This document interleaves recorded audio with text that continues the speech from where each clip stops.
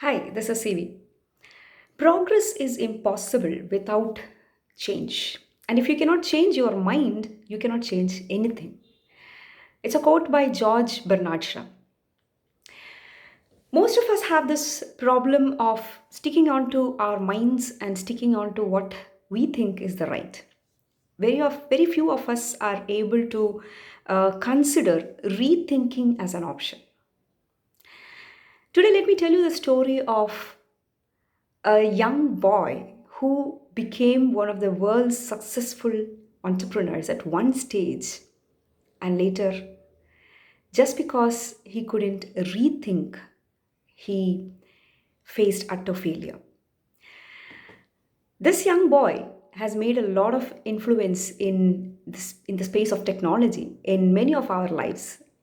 I'm sure many of us, or maybe many of our friends, have had a small black device in our hands a decade back, and they used to carry it with so much of pride because it's like it's normally carried by celebrities. It is normally carried by the elite class.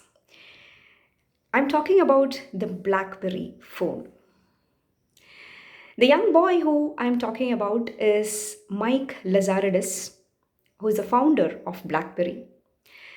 As a young boy, he was enthusiastic about technology and science. He started repairing televisions while at high school, and he went on to do electrical engineering. He dropped out of the college in the final year and then started companies. Blackberry was a huge hit, a massive hit during those early period. When he came up with the concept of actually the technology where you can actually communicate and send emails via wireless in a handheld mobile, that was phenomenal in those days. And as I said, celebrities and big people who could afford such a glorified instrument, used to buy that. It was more like a Blackberry cult of people.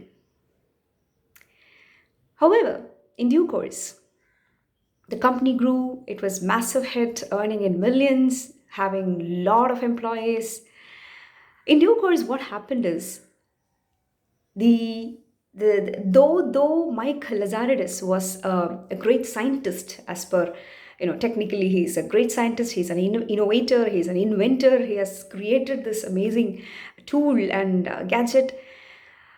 He somewhere got complacent, somewhere got overconfident.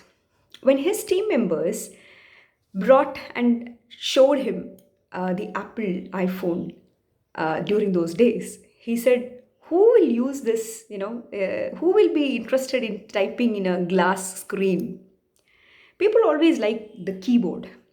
When he brought in the Blackberry device, the advantage or the attraction of that was that it had a bigger and a different style of keyboard. And he believed that the millions of users will be always preferring that kind of a keyboard. He never looked at the billions of people who would choose a smartphone with the glass screen where you can touch and work. He never thought that people will be switching over to that. In 2014, when the company almost 14 or 16, when the company actually closed the entire BlackBerry handset division, it was the death of that huge, massive brand.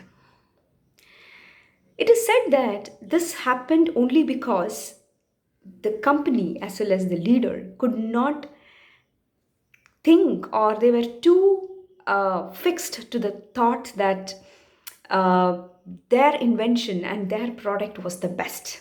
It was they were not ready to adapt to the environment. They were not ready to rethink whether this instrument or this handset would be taken over by someone else.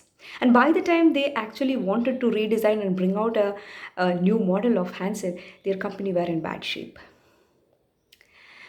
Well, this story is just one of the stories which is actually narrated in this wonderful book called Think Again by Adam Grant. It is released this year, and Adam Grant, as you all know, is a New York Times best-selling author of the book Originals, and I've read Originals as well, and I've been a fan of Adam Grant ever since.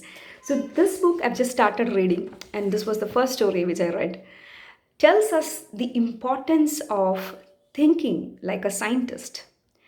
Scientists always have the humility to look at any situation or any problem with a mindset of with an open mindset, compared to someone who is overconfident about their ideas, right? So there is this two different cycles. One is a rethinking cycle where you actually look at a problem in what you call as a with humility and come out with a solution, or you start looking at a problem with a doubt, and that doubt actually leads to curiosity, and that curiosity further leads to discovery. This is the rethinking cycle that Adam Grant talks about. Whereas the overconfidence cycle is very easy, which most of us are prey to. It starts with pride, and when you are proud about your product or your service or whatever, you're so convinced, or you have a very strong conviction that your product is the best. You're not able to understand whether the competitor or someone else is doing better than you.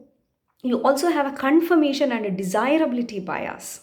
Okay, you will only look at things which confirms your biases, that your product is the best, and then you validate it, and again further you end up into an overconfidence cycle, which ultimately leads us to failure. So rethinking cycle is something which all of us has to have at any point of time, be it in your business or in your life. Start looking at things with the humility and the doubt and the curiosity, in order to discover new perspectives, new ideas, new phenomenons. You may need to pivot faster sometimes, and that's where the success lies. So with that, I'll conclude this talk for today. I'll see you on another day with another topic. I'm reading this book. Hopefully, I'll be able to share more insights from the same book in the coming videos. So stay tuned to my channel on Instagram as well as FB as dr.ceevee, dr.ceevee, and in YouTube as Ceevee's Corner. In this hard times of the pandemic, when everybody is so concerned about their lives and loved ones, I also extend my sincere prayer and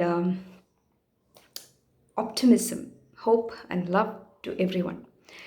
See you all next time. Bye. And take care. Stay home and stay safe.